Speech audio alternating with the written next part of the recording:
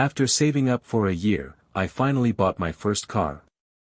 I parked it in my parents' driveway and went inside to tell them. My brother looked out the window and said, "You should let me use it. You owe me for all the rides I gave you." My dad agreed and tossed him the keys without asking me. I watched him burn out of the driveway. 3 days later, he totaled it. They said, "It's just a car. Stop crying." I took out a second job to cover the repairs. 2 years later, my brother called me in a panic, "I need a ride. I'm at the station and no one else will answer. I worked damn hard for that car. Every weekend shift, every greasy tip, every double I pulled when someone else called out, I put all of that money aside. I didn't go out drinking. I didn't buy new clothes. I didn't even upgrade my phone when the screen cracked. That Civic was my goal. Something I could touch that meant I was finally getting somewhere. So yeah, when I bought it, I was proud.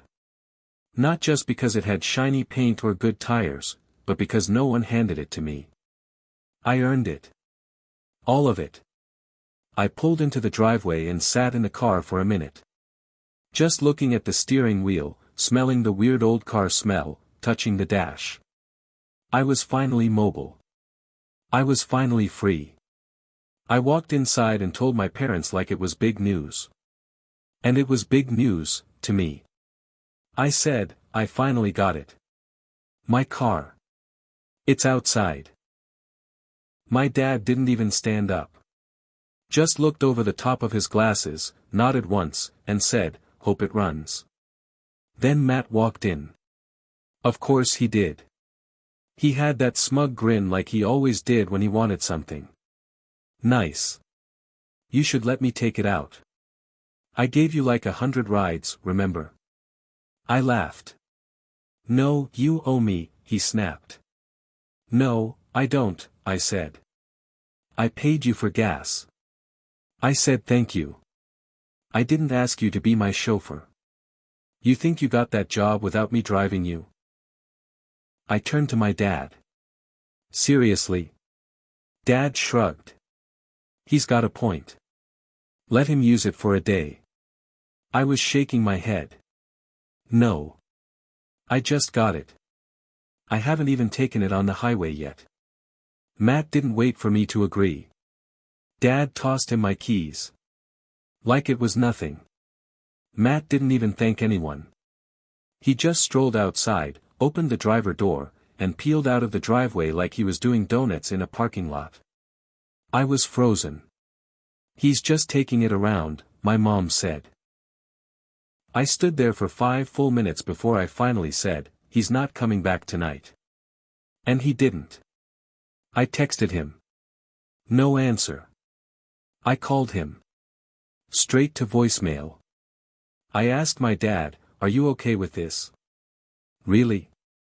He just stared at the TV. "He'll bring it back." Matt came back 3 days later. Well, he called 3 days later. I still remember that call. I had just finished a 10-hour shift and was sitting on the curb outside Waffle House. "Yo," he said. "Don't freak out." My stomach dropped. There was some ice. Near the bend on 15. I kinda skidded. "You what?" "I mean, I slid into a ditch." "A tree too, but it's not as bad as it sounds. You totaled it, didn't you?" He didn't answer right away. I heard someone laughing in the background. "You totaled it.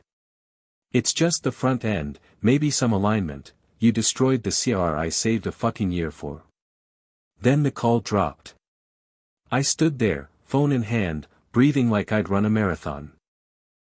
I walked home that night. 40 minutes in the dark. I didn't even tell anyone I was coming. The next morning, I told my parents what happened. My dad barely blinked. "It's just a car. Just a car. You let him take it." "You're overreacting," Mom said. "Matt. He never paid me back. Not a dime. I filed a claim, but my insurance was liability only. No payout. I had to work 2 jobs to scrape up enough to fix it, then junk it. The frame was bent. Useless. I never forgot it. I never forgot the way they all looked at me like I was being dramatic. Like I was the problem. Matt didn't even apologize. Just sent me a text with "shit happens" and a thumbs up emoji. That was 2 years ago. I moved out. Got a studio across town. Upgraded to a decent used Elantra. Cleaned up my credit. Got promoted. Never told them. Never went back for holidays. They called sometimes, I didn't answer. I couldn't even hear my dad's voice without seeing those keys in the air. Then, last week, 1:17 a.m., I get a call. Matt. I let it ring. Then he called again. Then he texted. Matt, yo. I need a ride. At the station. Car got impounded. My buddy bailed. No one else is answering. Please man. I'm stuck. I stared at the message. And I waited a full hour before I texted back. Me, be right there. I got dressed. I drove out in the middle of the night. But I wasn't going to pick him up. I knew exactly which station he was at. There's only one Greyhound terminal that runs through Harrisburg at that time of night. It's just off Cameron Street, near the old warehouses and the gas station that always looks half shut. Not the safest place to be standing alone. I drove slow. The streets were mostly empty, just a few drunks and headlights here and there. I stopped 2 blocks away from the terminal and turned off the engine. I didn't want him to see me right away. I watched. He was there, pacing near the vending machines. He had a plastic bag in one hand and his phone in the other, probably calling every number he could think of. Looked like he'd been out all night, shirt wrinkled, shoes muddy, hair a mess. The kind of desperate mess you don't fake. I waited until I saw him give up and sit down on the curb, head in his hands. Then I got out. I didn't say anything. Just walked up and stood in front of him. He looked up, confused. Yo, oh thank God. He stood, smiling like we were friends. Like nothing had happened. You don't know how glad I am to see you, man. Everyone else flaked. I didn't smile. Car impounded. He nodded. Yeah, I was in York. Borrowed this guy's Charger and he got pulled for a warrant. Cops took the whole car. Left me with nothing. I raised an eyebrow.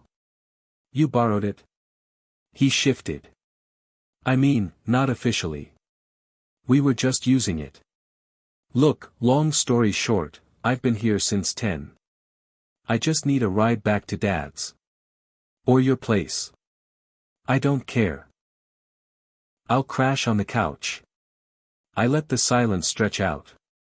You remember the Civic? I asked. He blinked. What?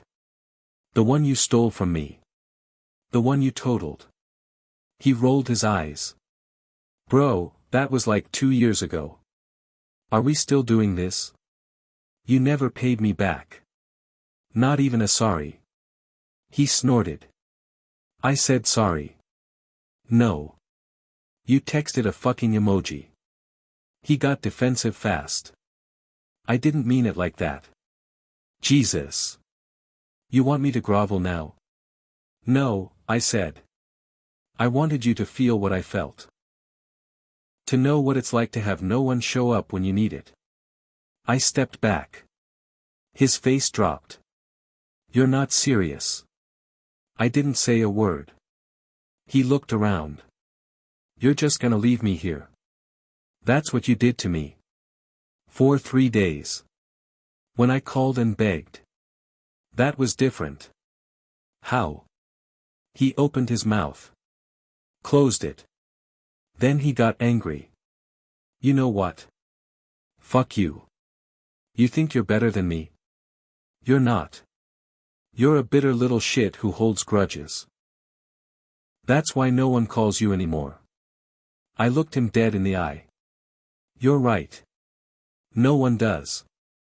And it's been the most peaceful 2 years of my life. I turned. Started walking back to my car. He followed. You leave me here, I swear to God, you'll what? I turned around. He didn't answer. He just stood there, fists clenched, breathing hard. I unlocked my car. Got in. Shut the door. He stood outside the passenger window, yelling something I couldn't hear. I rolled the window down halfway. You ever think this would happen? I asked. What? That I'd be the one with the car. And you'd be the one on the curb? His face twisted. You're gonna regret this. I already regret not doing it sooner. And I drove off. I watched in the mirror as he faded into the dark. But that wasn't the end. Because 2 days later, I got another call, from my dad. He didn't leave a voicemail, just the missed call. A minute later, a text came through. Dad, call me. It's about Matt. I didn't respond. I stared at the screen, remembering the way he tossed my keys to Matt without blinking. How he shrugged when my car was wrecked. How he told me to stop crying, like my pain didn't matter. Another text followed. Dad, he got into something serious. I don't know who else to call. I waited. I let the phone sit on the counter while I finished my coffee. Then I turned it face down and went to work. That night, the phone rang again. Same number. This time, I picked up. Yeah. It was my dad, sounding older than I remembered. He's in trouble, he said. Like real trouble. Cops came by the house. Said he was involved in a stolen car ring. He used your name. I froze. What? They said a couple cars had false registration with your name on the paperwork. Once he got through someone in York. I stood up. He used my name. Look, I didn't know, how long has this been going on? I don't know. But they want to talk to you. They might think you're in on it. I sat down hard. You're joking. I wish I was. I hung up without saying goodbye. An hour later, I was digging through my filing cabinet. I found a bill of sale from the Civic. My old insurance paperwork. Anything with dates, signatures, anything that could prove I wasn't tied to whatever mess Matt had gotten into. Next morning, 2 officers showed up at my job. Not dramatic, no cuffs, no raised voices. Just 2 plainclothes detectives asking if I could come down to answer questions. I didn't get arrested. But I spent 4 hours in a cold interview room going over everything. They asked if I knew anyone in York. If I'd ever let Matt use my ID. If I'd ever signed anything for him. No, I kept saying. He stole from me. He lied to me. I haven't talked to him in 2 years until he called me begging. They let me go. Told me to stay reachable. I didn't sleep that night. My boss was cool about it, but I could tell she was nervous. She gave me fewer shifts that week. Then, like clockwork, Matt texted me again. Matt, why are you telling cops shit about me? I stared at it, then typed back. Me, why are they calling me in the first place? Matt, because you owe me. We're family. Me, you burned that bridge a long time ago. No response. Next day, someone slashed my tires. I didn't see who did it, but I knew. No one else would have a reason. I filed a police report. Set up cameras. Got motion lights installed. Then I called the detective back. Told him everything. Where Matt used to hang out. His old burner number. The names of 2 guys I'd seen him with in town years ago. I didn't hold anything back this time. I told myself it was about clearing my name. But deep down, I knew what I really wanted. I wanted them to bury him.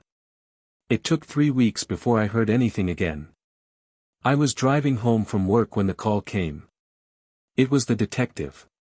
"We got him," he said. "Your brother. And a few others. Stolen vehicle charges. Fraud. Possession. He won't be walking out this time." I pulled over and sat there with the engine running, just breathing.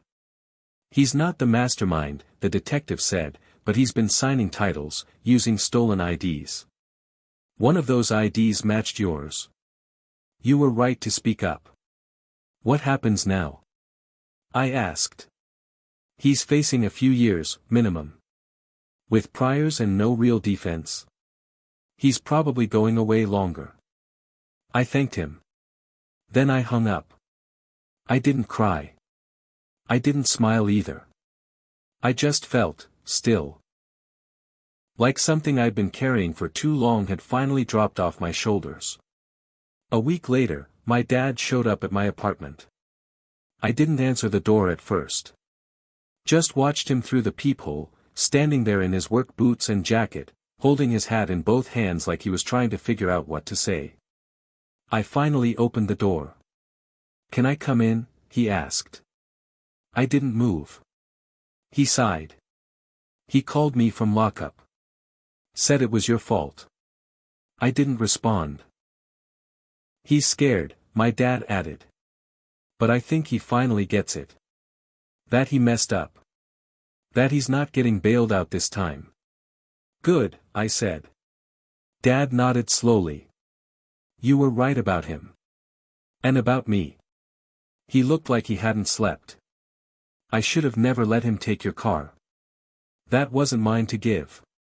I'm sorry." That was the first real apology I ever got from him. I didn't forgive him. Not then. But I nodded. He left without asking to come in again. Later that night, I walked out to my car. The Elantra, still clean, still mine. I ran my hand over the hood, like I used to do with the Civic. Not because I loved the car, but because it reminded me, I earned it. And no one was taking it from me again. Matt ended up getting 4 years. Pleaded out. No one came to court for him. Not even my parents. I didn't celebrate when I heard the sentence. I didn't visit. I didn't write. But I did sleep a little easier. And every now and then, when I pull out of my driveway, I look in the rearview mirror, not to check traffic, but just to remind myself who I left behind. Some people stay broken. Me. I got out. I stayed out. And that's the best revenge I'll ever get.